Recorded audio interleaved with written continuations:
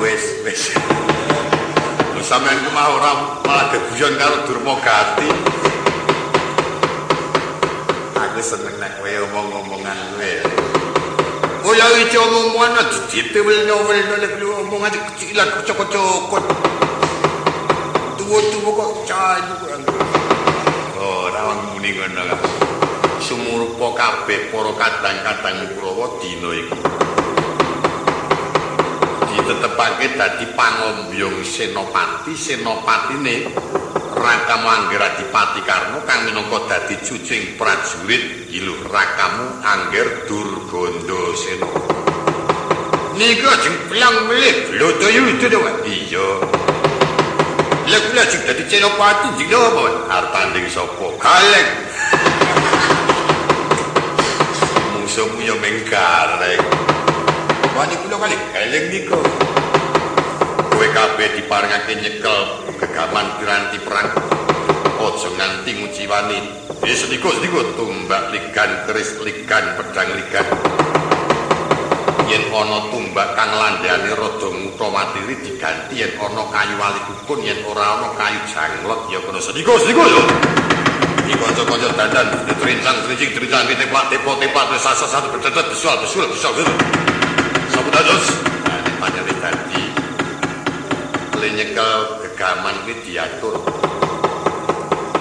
Sing nyekel keris jejer keris, sing nyekel tumbak jejer tumbak, sing nyekel pedang jejer pedang.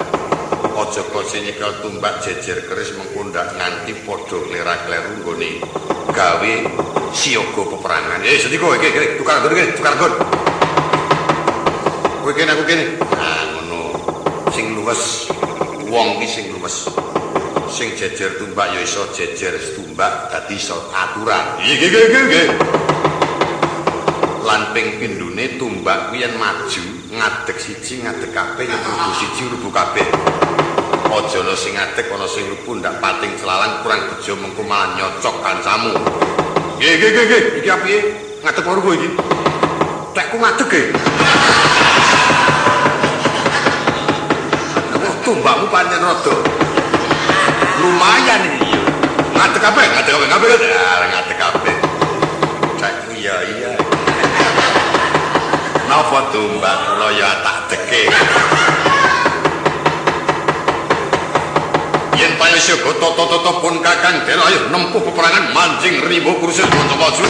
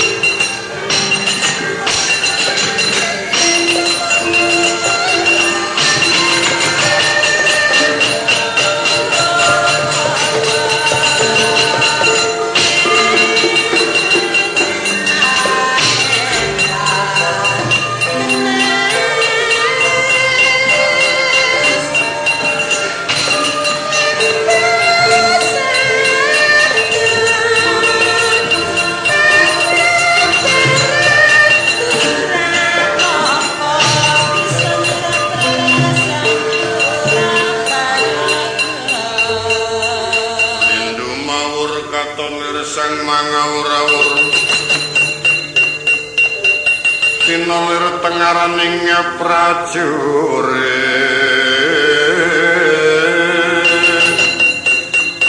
Gong maguru gong saswara tetek ler butul-butulno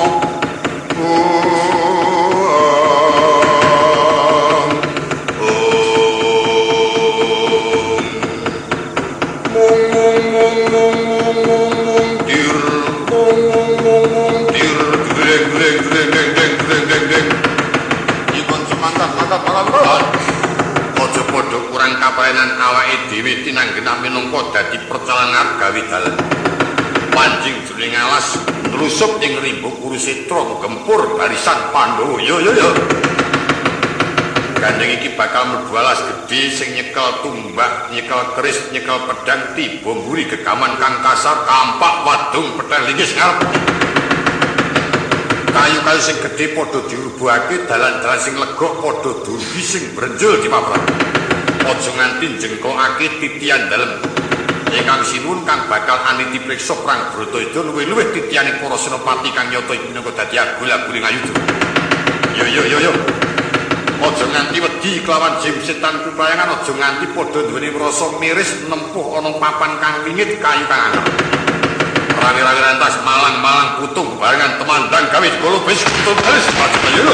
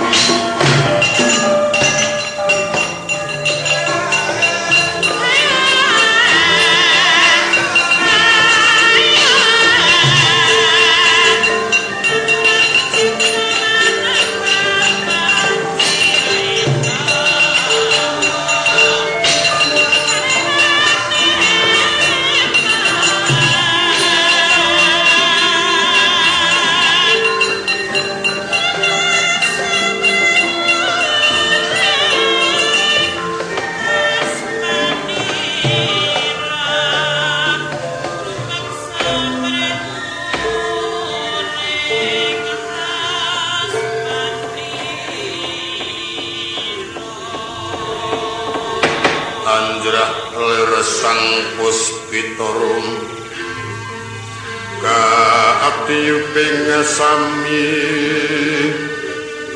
Rono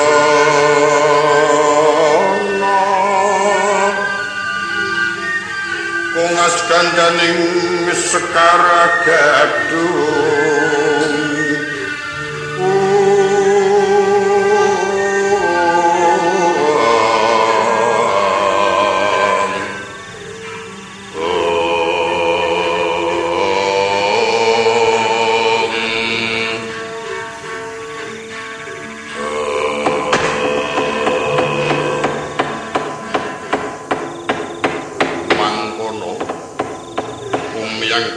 swaraning para wadyabala kang saged nempuh wonten ing saklebeting wana Dimas.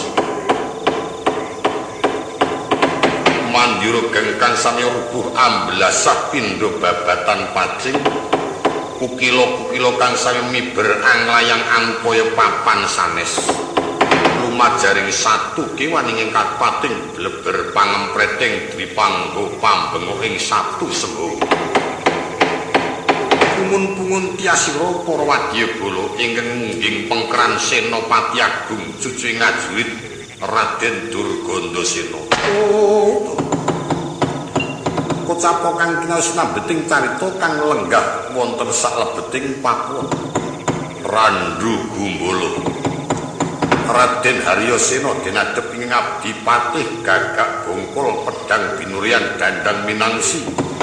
Apa dene ingkang abdi para putra-putra ing Slagawima Taklasemana. Den lipur marang Kinurah Semar Badranaya Prandini. Marang Raden Haryasena menggalih sungkawa sak sirnanipun ingkang putra Raden Gatotkaca.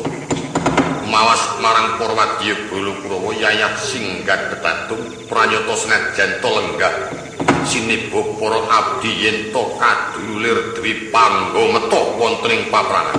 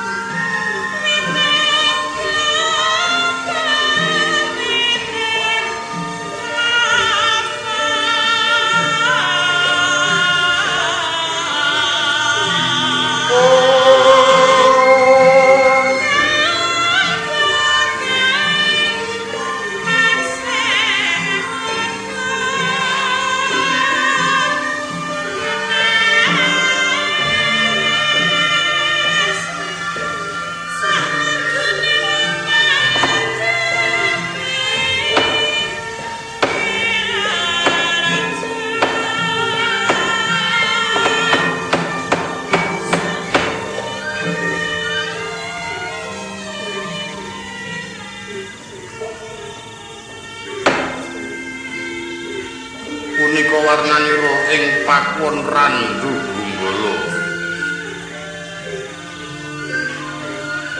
Sirutan ana kang samya sabubasan katan ana benene walang alisik. Dasar maruta katan lumampah. Koroning wana boya ubah.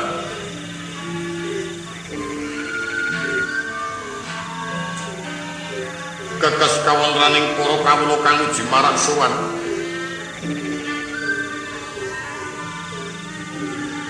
Kocapa ingkang pinuju lenggah ngaglah wonten ing pakuwon Randu Gumbala. Panenggak ing Pandhawa satriya Jodipati Raden Harya Bratasena.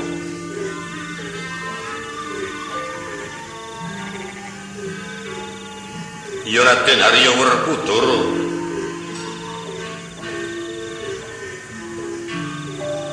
Inggih kula semono amengku Sungkawa dangu nggenya menggaliaken marang sirnanipun ingkang putra Raden Gatotkaca. Pasungkawaning penggalih tan kena pinambengan tansah ngonto-onto marang Kang Raka Adipati Karna.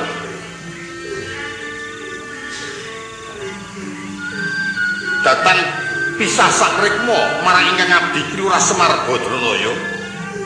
Mapan iku kang bisa anglipur marang penggalih Raden Arya Werkudara.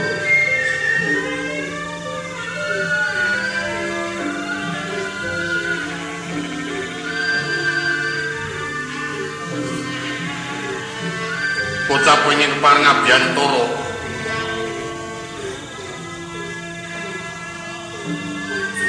ing Adipati Gagak Bongkol ing sumengkeming pasuwanan suku Jaja teken janggut ngapurancang astanira menggeraken marang ingkang rayi Raden Dandang Minangsi. Apa dene wrangka dalem ing Amarta Kira Patih Andakawana. Tuwin sedaya para kadang inggih wonten ing Pasuban Jaga jabaning Pakun Randu Bunggala.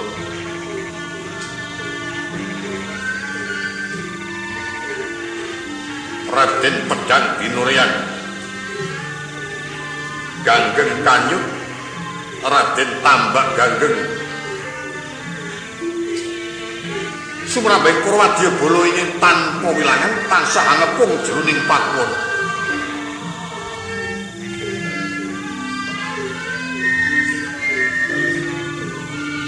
Rikala semono Raden Ali Bratasena katon ning pindha Jalagrineng neng Kadyarga.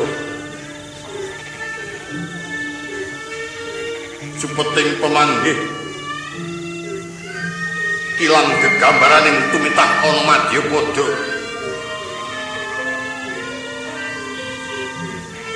Ing batos mung sumedya sumusul marang Kang putra kang mesti nampa marang Kang Murbadipati.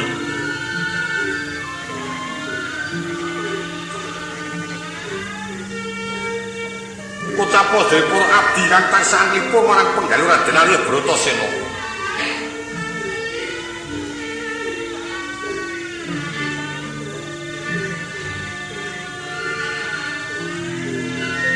Kepareng lucitaning driya atur panuwun sedaya para abdi kang tansah angrerepa marang penggalih Raden Arya Sena. Aduh Gusti, kula tringgal paring pangandiku ampun ngantos kagem peteng jagatipun Raden Bratasena.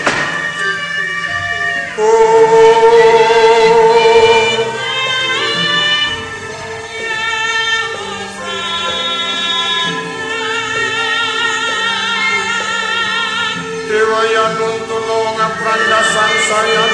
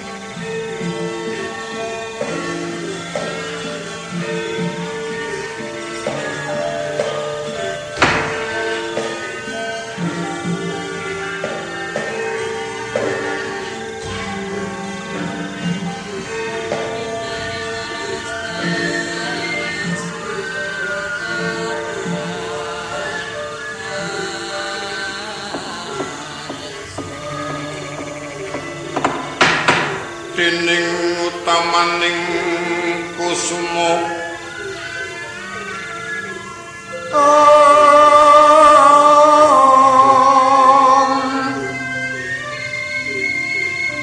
berbudi pawalaksana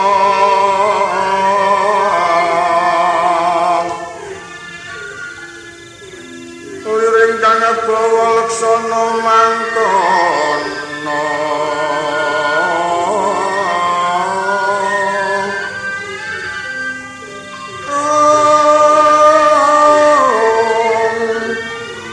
aku ngenyo paring dono angge ganjar saben dina lirenggan berbudi netepi pangandika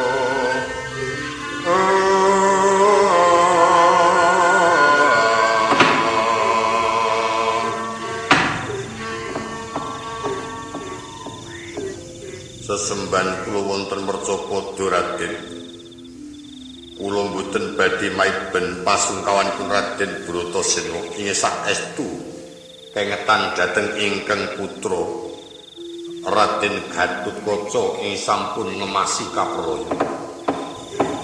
Dewa semanten lajeng kula trienget bilih to panjenengan wonten ing madyaning Ngaloga dumunung wonten ing Randu Kumbolo. Kula trienget Raden, adu Raden monggo kula trienget Purwodasina. Lah ora karu-karuan. Mangke to Gus ampun kaya bocah wingi sore. Ora ana gunane kula menika nderek panjenengan rina kelawan wengi, ora ana perlune kula tuturi dumateng panjenengan. Kula tri paring pangendika ana rembug dirembug ing kanthi prayoga senadyan to panjenengan kengetan dhateng kang putra pun Ndara Gatotkaca inggih sampun ngemasi kapraya. Dir panjenengan sampun nate nampi wejanganipun Sang Hyang Dewa Ruci. Uripe manungsa iku bebasan musakediaring tadir. Kena dene ubenging cakra manggilingan gegambarane. Aja bungah yen nampa kanugrahan aja susah yen nuju kesandunging lelakon. Ampun malih ingin putra Gatotkaca namung titah swantah. Senajan to sedaya para titah Mercapada dewa pisan yen to pancen kakersaken ingkang murba dumadi gampil kalebur jagatipun. Mila Ndara Werkudara klatrenget Purwodasina. Namung dereng dumugi titiwanci kemawon. Mboten badhe wonten titah Mercapada kok langgeng wonten Mercapada mboten. Tentu badhe wangsul wonten jaman kelanggengan. Dene bab panjang supeting yuswa menika gumantung dhateng ing waos.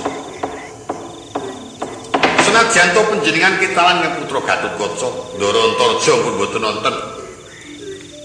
Ndara Antasena pun boten wonten.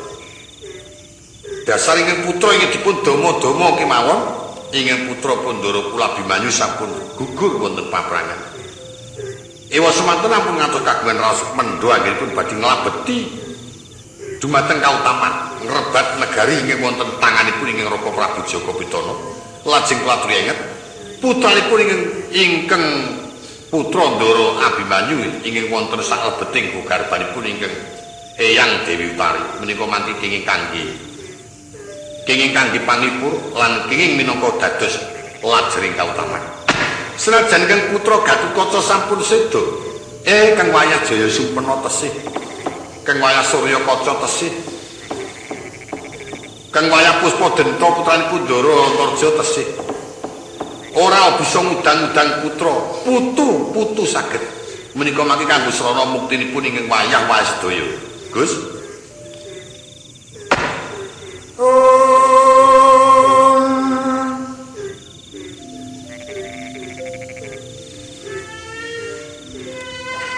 Bali lumut Sri Tuntung Mandra Ganggang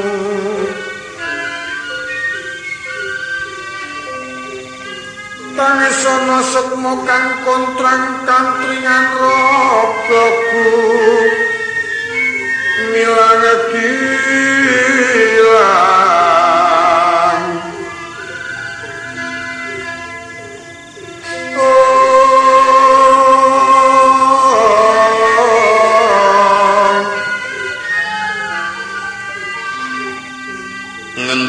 paning sukma upayanan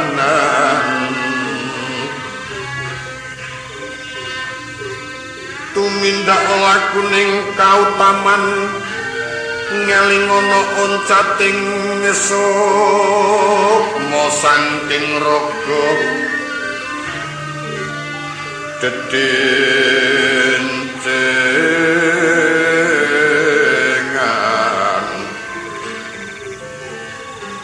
katikanggeng kulawan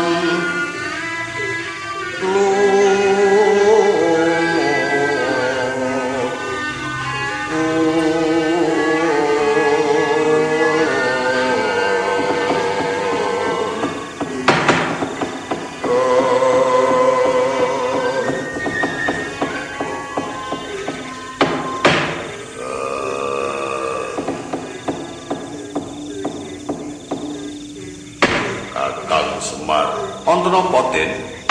Kowe aja adoh-adoh karo aku.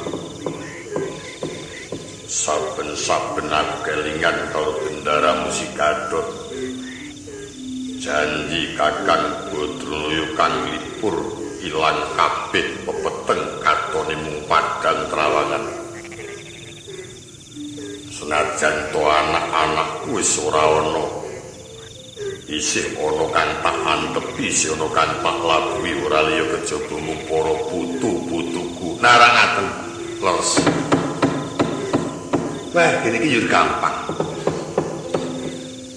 Mayar. Panglipuripun Ndara Bratasraya. Kula aturaken dhateng Kang Wayah.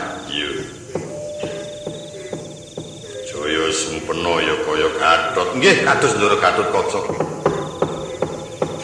Puspadenta ya kaya Antarja. Nggih persis bapakne pun persis. Karo anak kula niku sing nyimpang kalih kula. Bapakne ganteng kok ngene. Anake ting pringkil gareng Petruk Bagong wis ora ana sing kalap. Saya sing Bagong niku wis ora dong babar pisan. Kula mau mangke tengger gejlik.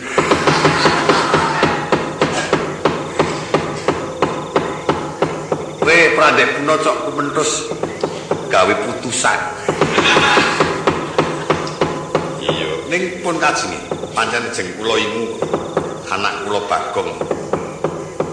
Ning gumun kula niku kok mbok wis ditetepake le omah-omah. Digemateni sing wedok karep kula niku. Kok kerep glibeng. Nggih.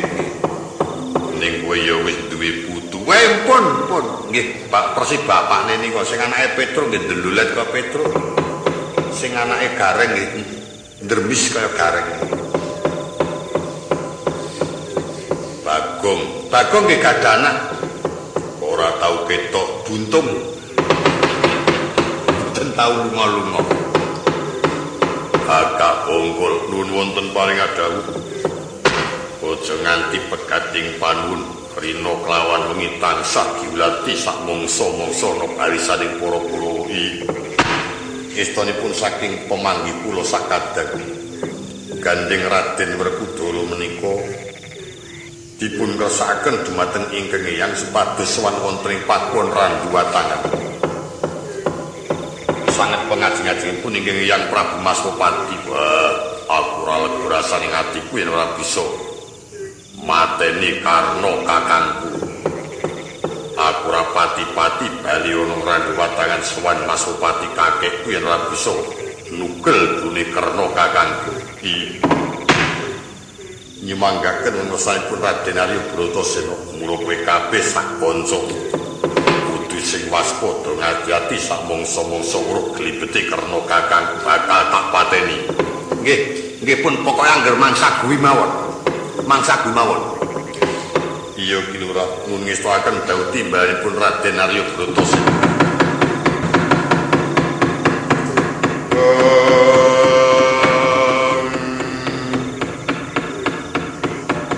Cancut gumregut ambyuring warihku meleping tirta sumunduling wentis.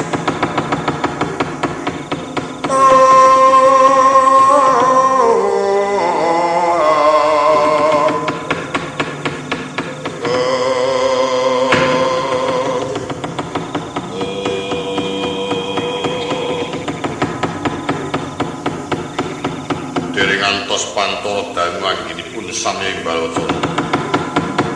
Para adi kawis samya cecaketan marang Lenggah Raden Arya Bratasena.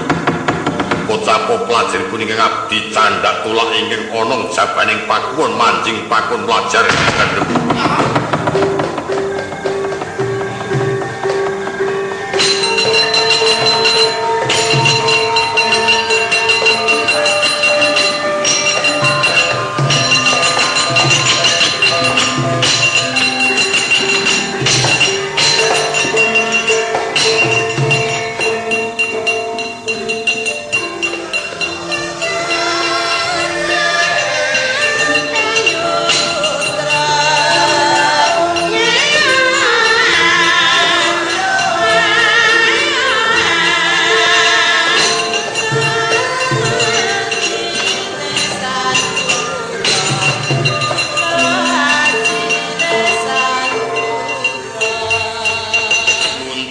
Dedukanipun Gusti Kula Raden Arya Werkudara ingkang abdi sowan wonten Ngabiyantara.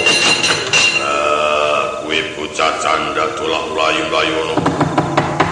Ngaturaken kawuningan bilih sakjawining pakuwon Randu Gumbala. Wonten wadya bala ingkang sumedya manjing wonten salebeting rimba Kurusetra. Kula sampun ngawunangi bilih sampun angunggulaken gendera penantang perang. Boten wonten malih kejawi namung para senopati lan para prajurit Ngastina. Ora patut bae. Wong wis dina nekani maneh ana paparan mekaten Raden. Nyemanggaken tadah deduka dalem Kiagak Bongkol sakadang mripatmu ora kena banjur sidhem.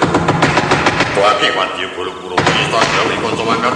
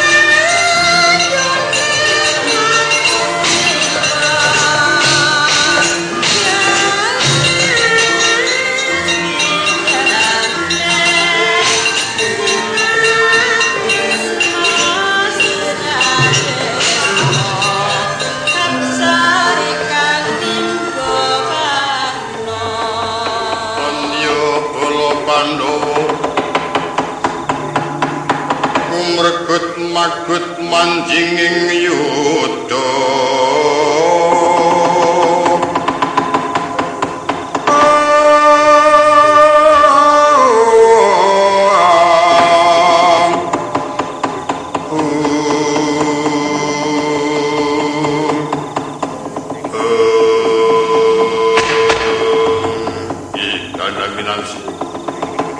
wonten paring pangandika Kangmas Gagak Bongkol.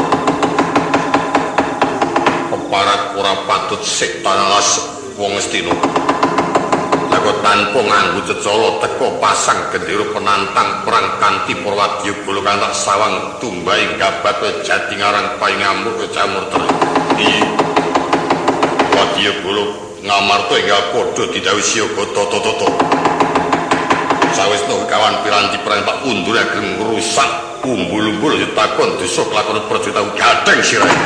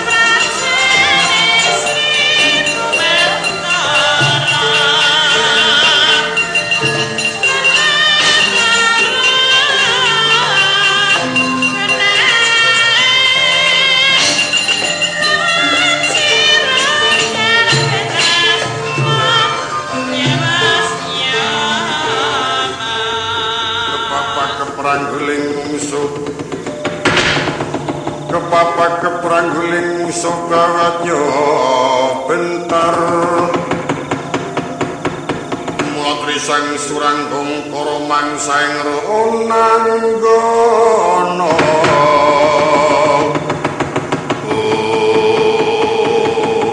hati-hati ono satrio ngati-hati kanca mandek kira-kira mundure letih kira-kira sak ranggeh aja ngesuk-suk awet nek semasa temandang muku muda aku malah kleru nglorot pedanmu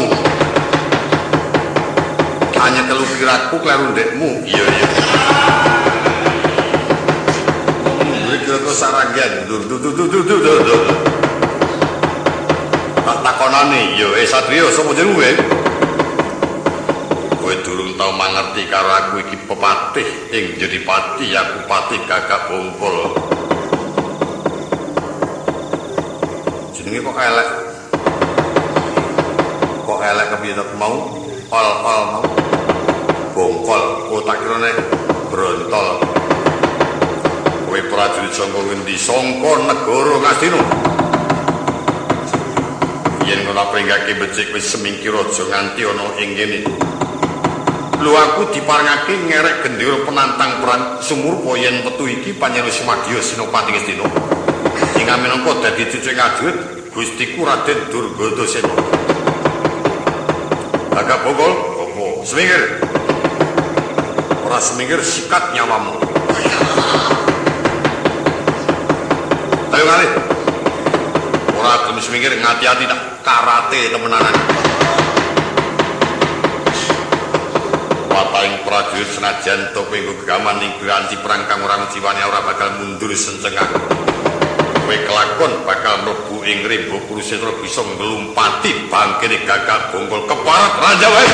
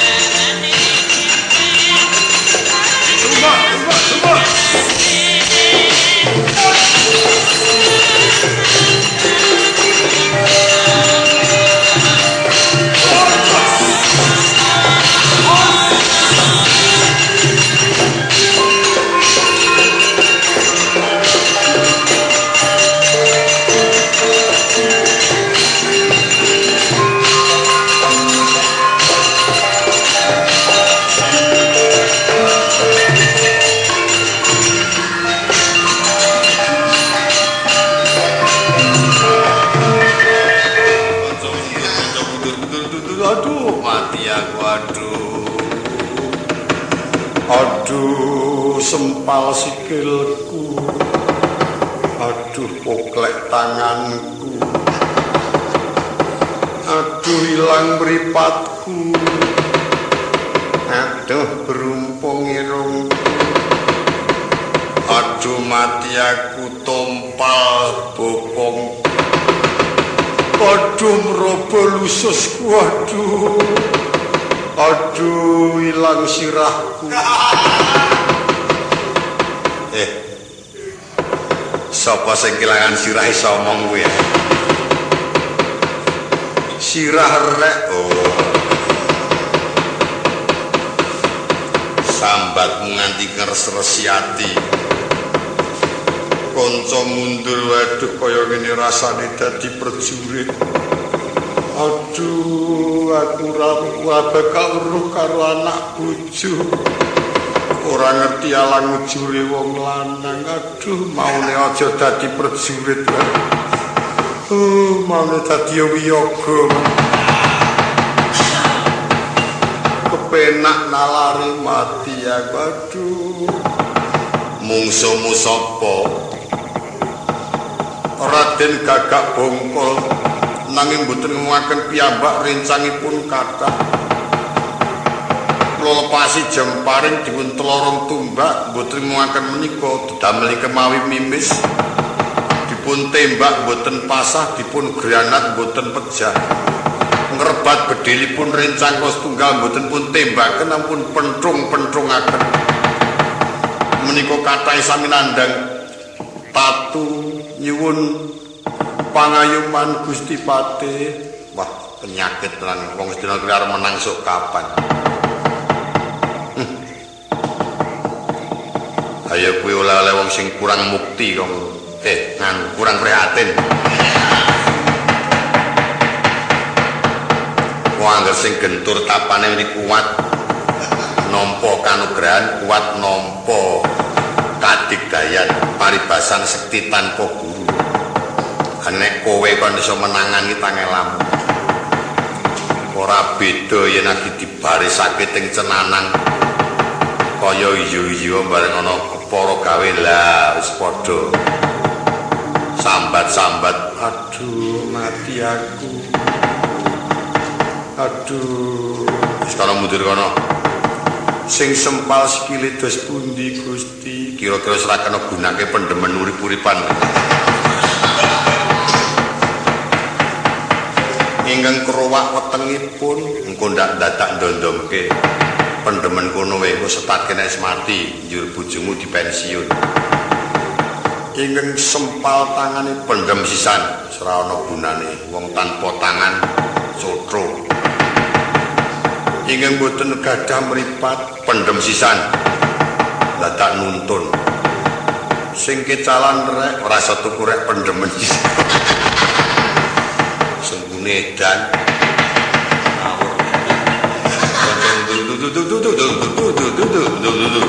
ngomrong-ngomreng ratuman wong mundur kok bendene donekke tangan kula niki sing siji sempal yo bendene klowor kali tabuh ngene nyiwara mundur ngomrong-ngomreng aduh rasane kok les-lesan kaya ngene sing kira-kira ora kuat kemandang gawe becik rasa maju. Nggih. Wong kowe bunggane nek kowe gelem turu kene kepenak. Ora krasa lemes awak. Inggih. Apa mendina kok kon turu pakuwon kok sampean kok yo. Lek ora weruh anak bojoku. Sampeyan nek ora weruh bojo prek.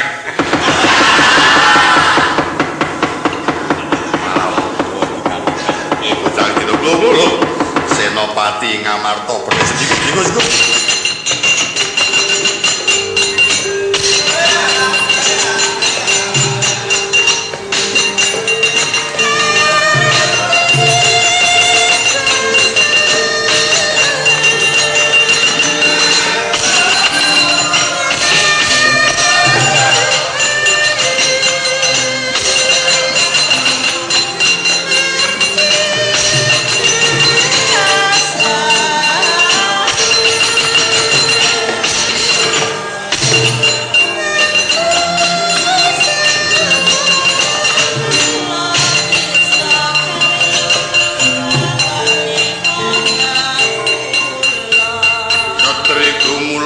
ngrempak ing wadya magirire runanggono runanggono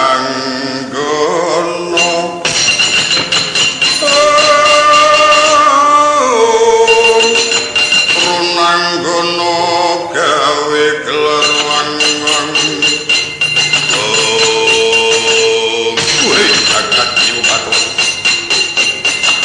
sing jenenge Pati Gagak Bongkol ya dasar nyoto kuwi sapa Kartomarmo. Kartomarmo nyandang prajurit. Ana nak eman manut telikung tanganmu keparat ora pati. Wong sira gelem semingkir aja takon dosa kelakon tamu giateng serba bengkak datem. Well.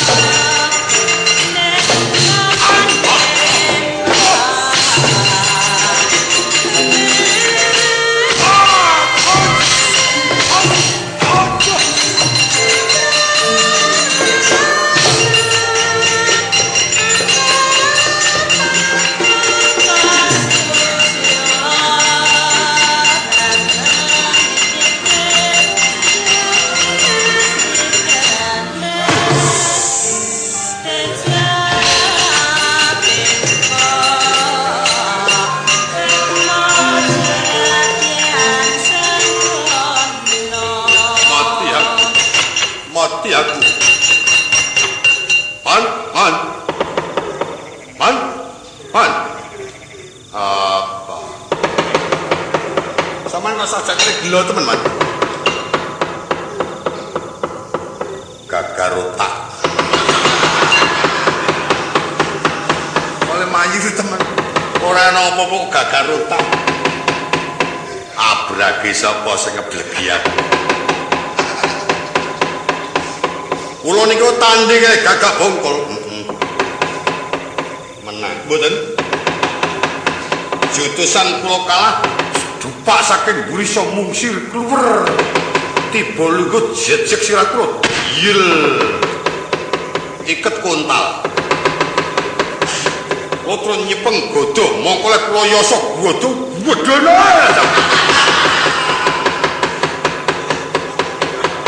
Mboten enten sing mandingi. Kula penthungake kena mboten endalipun godho candak cek bun-bunan kok tempile plek glangsar godho direbut timbliske teng janggut kula. Iya kula glangsar malih. Songkol ke malih dilem mlayu leguyur-leguyur mriki niku. Bodho dibuang sebut leweduk. Ibu bun-bunan. Sekarang belum tahu-tahu ayo. Ketiban bodho semono ayo mumet.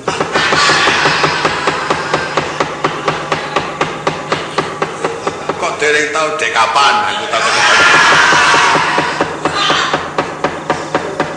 aku tak ngomong kita gagal otak mergo ngeblegi sirahku ngantek les wah di bulane nek ketiban godho ki sak badane les sampeyan iku malah sembrono jaluke Banduan iya Angger Durganda Senopati maju angger senopatine Werkudara padha mangke kula Bradi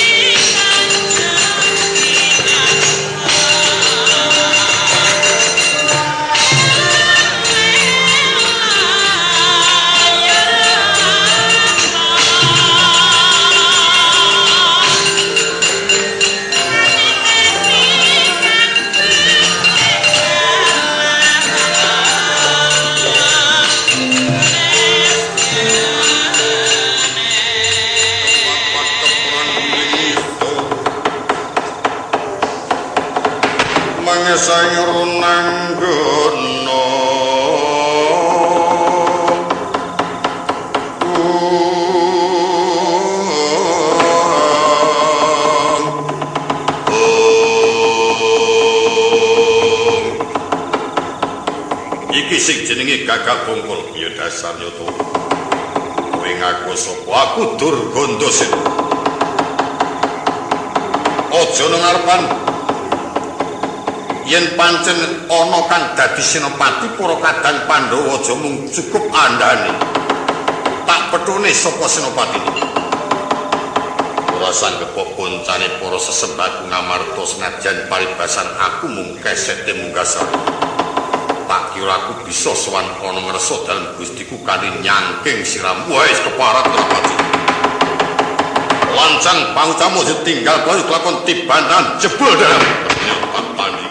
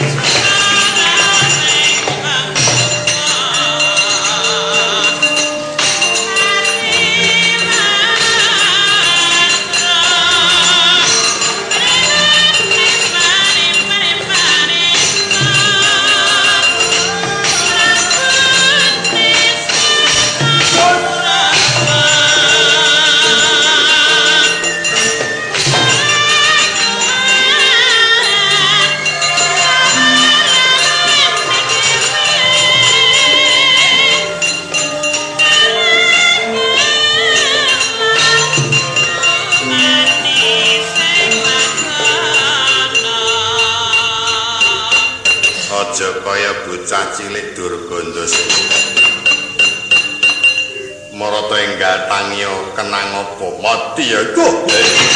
Wah. Paman Semuni apa nggih?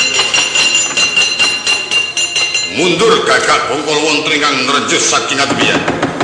Jajal takonon. Kowe sopo kowe? Kowe takon karo aku Dandang Minangsi. Sinten, Man? Kok kaya bakul nasi. Sapa kowe? Aku Dandang Minangsi. Oh, Dandang Minangsi. Hati-hati lho, nggih hati-hati. Apane karo gagak bongkol dudu sanak dudu kadang nang yen mati aku melu kelangan. Ora sanggep koncane Kang Mas gagak bongkol tanding keparat ora patut maju rene tak tugel lho.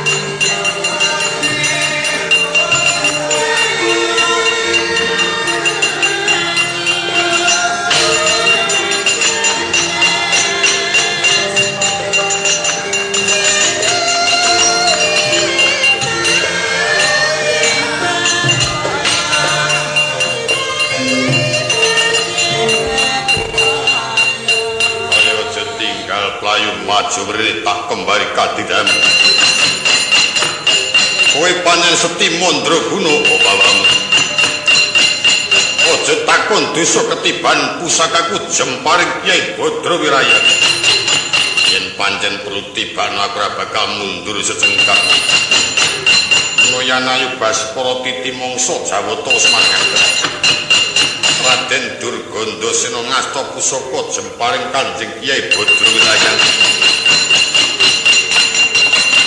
Raden Dandang Minangsi ketaman pusaka kang tumandu ing dada ludira nyembur derbabak wandane sirna pergolayu.